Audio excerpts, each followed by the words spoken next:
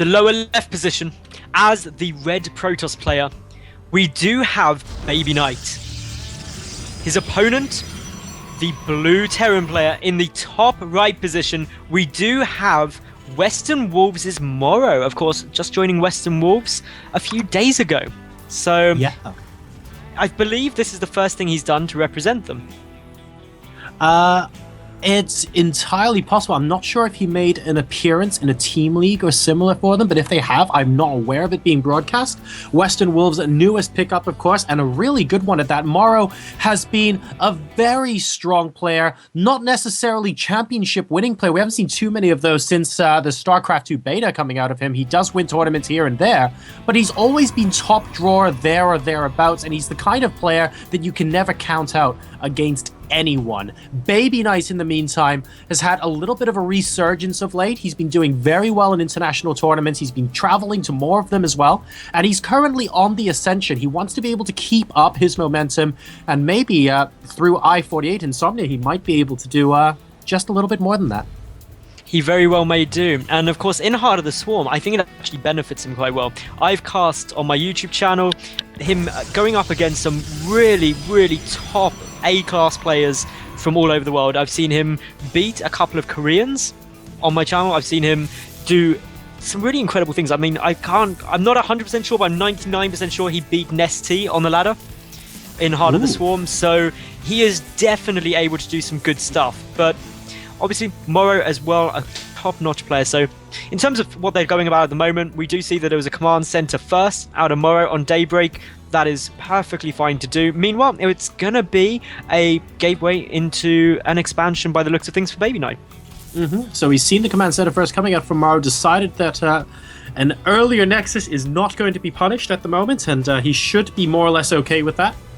Morrow, in the meantime, blocking off his wall with two barracks to follow it up, just in case he needs to defend against a couple of early units there coming out from BabyKnight. The probe coming in once more just to check to make sure the SCVs aren't doing anything particularly silly. He's going to have to move back with 5 hit points, and that's his scout done for now. That poor probe. Why did I say poor probe? He didn't die. That's generally good news for a scouting worker. They're normally straight dead, so good news for the scouting worker. Now, in terms of strategy going into the mid-game, of course, it is still very true that Marine Marauder Medevac is a good composition.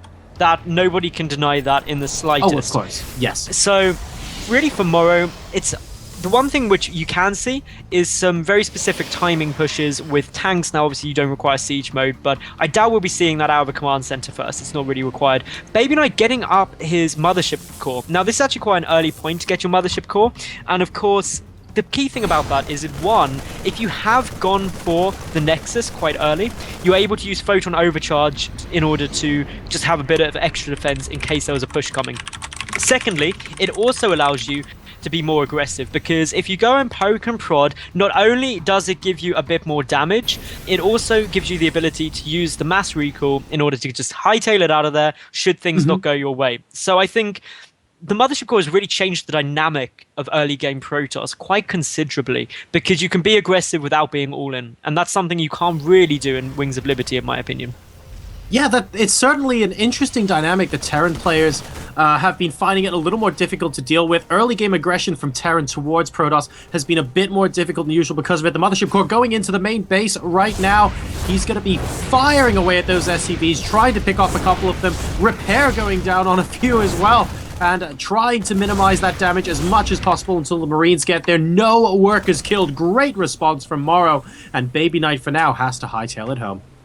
Now, the one thing I was really hoping to see BabyKnight do that was drop down a Time Warp in the mineral line. Of course, that would have been a nice little touch, but clearly he wants to save the energy on that Mothership core just in case he needs the Photon Overcharge on the Nexus. But it's one of those little things which, obviously, Time Walk used to be on the Oracle, and now is on the Mothership core, that I've seen a couple of people do, and it does delay mining and slow your income quite considerably, actually, over, especially in the early game. It's very noticeable. So something that any Protoss players watching, it's something to experiment with. Yeah, certainly. I mean, the BabyKnight would have wanted to do more damage, of course, flying over there a little bit early, but he saw the number of Marines Morrow had. Morrow playing a very defensive Style at the moment just bunching his Marines up next to his bunker, not really wanting to give too much away. He's getting 2 more reactors there on his barracks. He's got Stim on the way as well. He's really just waiting for Stim and Medevacs to be out before he feels like he can make an authoritative push. He's just going to be taking the watchtowers at the moment, and maybe he'll have a little bit of a poke and prod, but his factory is finishing up now, and we should see that starport go down instantly.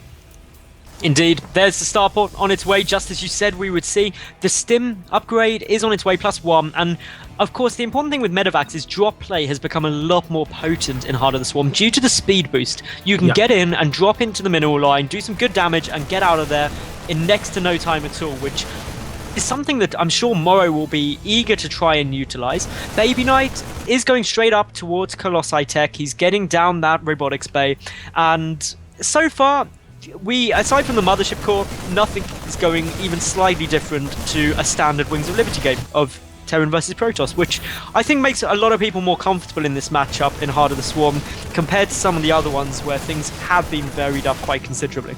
Now we've got a Colossus and extended thermal lance already on the way from BabyKnight, so he's looking to perhaps put a bit of aggression on Morrow once a couple of Colossi are out on the field. And the Mothership core slowing down a couple of units there so he can pick off Marines before they can get away. Good force field usage as well, just trying to pick off select units from Morrow so that his army is ever so slightly weaker. Morrow is forced to go home, and while the Mothership core doesn't have too much energy at the moment, will be able to replenish it without any problems whatsoever.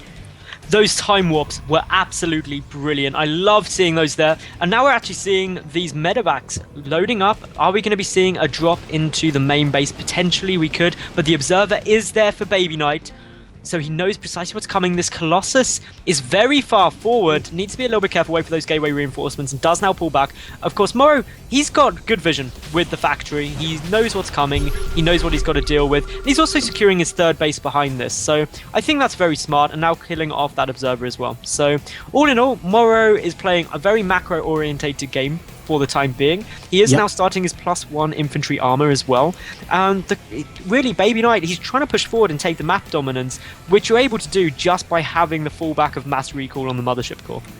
You can see Morrow really reacting to the style of play he sees from BabyKnight here, possibly thinking about that drop a bit earlier on, and then deciding against... Oh, dude, did he take the watchtower just long enough to see those dropships? I don't think he did. Morrow utilizing the boost on those dropships so that he could get past the watchtower as quickly as possible. Now we have 4 medevacs going into the main, and it looks like we're going to have a bit of a slugfest going on here in game number 1. BabyKnight hitting the natural expansion of Morrow right now. Morrow trying to stall for time by repairing the Overlook Command, but we have 4 dropships worth of units in the main base camping out those production structures, and Morrow completely demolishing this main base from BabyKnight. The question now is if BabyKnight can stop Morrow from running away with it in his main base and take that out as well, because Morrow at the moment is looking all right.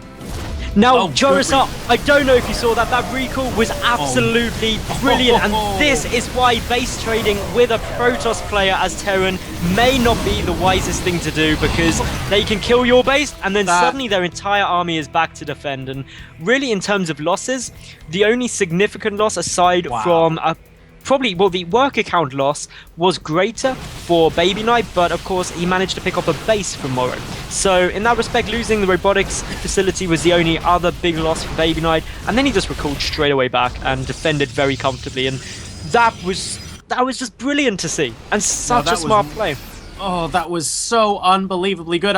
It's very easy to look at that situation and go into Wings of Liberty mode and go, oh, this looks interesting. Morrow looks like he's in a decent position here. And then, boom, that really smart use of recall, really nice different dynamics we see in this matchup here in Heart of the Swarm coming into play there in BabyKnight's favor and just completely demolishing that attack that Morrow sent. Now, of course, as you mentioned, BabyKnight took out a base very, very crucially. So Morrow at the moment, he's got to be feeling a little bit frustrated with that attack. Potential to do so much damage, with BabyKnight reading it beautifully. Indeed he did. Now, the one problem for Morrow is we see the engagement coming down now. Some good force fields actually hitting. One Colossus does get sniped. A time warp being used, just trying to slow down some more of this infantry, allowing it to get taken out. Of course, losing that one Colossus was quite big for BabyKnight, and it does actually negate the point I was previously going to make, that there's very few Vikings out for Morrow. And again, that's only a problem should the Colossus count get too high, but without the robotics facility, which has only just been rebuilt, there's only one Colossus down now, and so therefore, Morrow doesn't have to worry too much, because guess what? The Colossi aren't the big threat to me right now. I can hold with Marine Mortar medevac. And that's what we're seeing. But this third base could potentially be in some trouble here. The infantry trying to come through. Boost on the medevac. And is the Colossus going to be able to survive, Jurasar? The orbital! Oh, the orbital was down to about 50 hit points, but I think the Colossus should just about be able to... Yeah, okay, everything does get cleaned up anyway. But that orbital was down to so low health, he's going to be able to get it anyway. And Morrow at the moment is looking like he is in massive trouble. SCV's being pulled as well. Good blink micro on some of those stalkers there. The Colossus does go down, but the remaining bio, is it going to be enough to take apart these stalkers? I'm not sure it is. GG, and BabyKnight takes game.